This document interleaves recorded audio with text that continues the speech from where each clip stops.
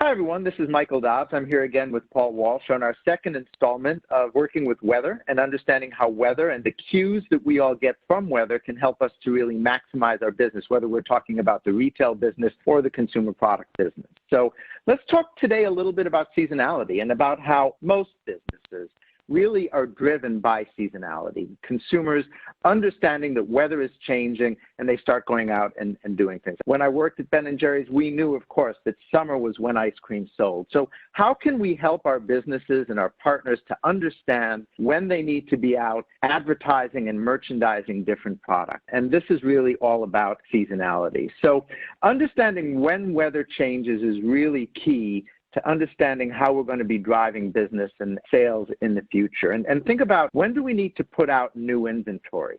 When do we need to be out advertising this new inventory that we've put out? And even in a store, when do we need to have the labor to support these products? So let's think about different products. What are the products at this time of year where seasonality would be relevant? And there really are so many. Something as simple as spring cleaning. That really goes across many different areas of retail. And consumers get the cue when the weather starts to change. So all of a sudden now, different products are going to start flying off the shelf. But if the weather doesn't change and we've got the merchandise out, we're really wasting that time period.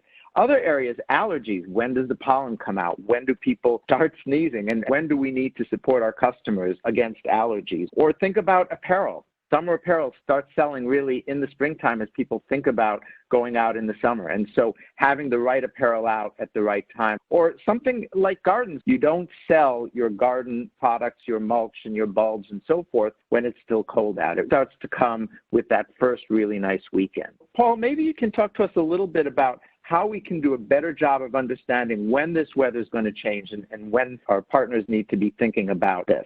Thanks, Michael. And what I want to do is share with you some information that I actually provided to a very large home center retailer about 2 years ago. And it really was focusing on getting a prediction of how the seasonality was likely to change on a year-over-year basis. I think there's a misconception out there that you really can't predict how the weather is going to change on a year-over-year basis. But in reality, you really can't, using straight statistics to be able to understand what that comp is likely to look like. So on this first slide, what you're seeing is from a presentation I presented back on August 19, 2018.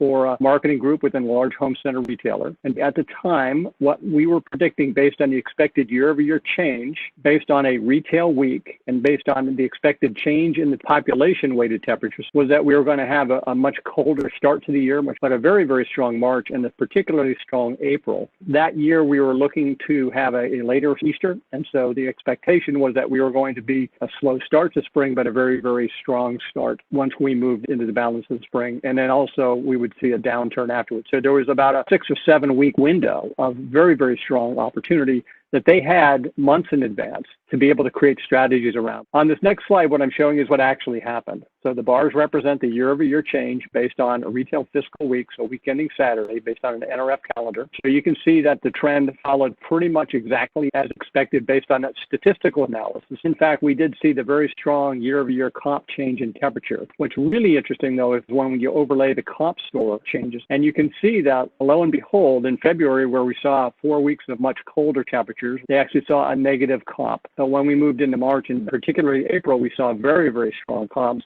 And as expected, the trend followed to suit as we move through the balance of the year. So that's just an example of how you can, leveraging data that's available to you today and using statistics, get a pretty precise view at a chain level of what the year-over-year temperature changes are going to be, as well as precipitation. And with some analytics around that, you can then transform that into a view into how you should be thinking about how your business is going to trend. Next week, when we meet again, we're going to take this same view, only instead of looking backwards at what we said versus what happened, we're actually going to look at the balance of Q3 2020 and have a discussion around how Michael and I think that the weather is likely to impact customer behavior. And of course, this year, it's even more complex because of what's happening with COVID. We'll look forward to talking to you again next week. So long.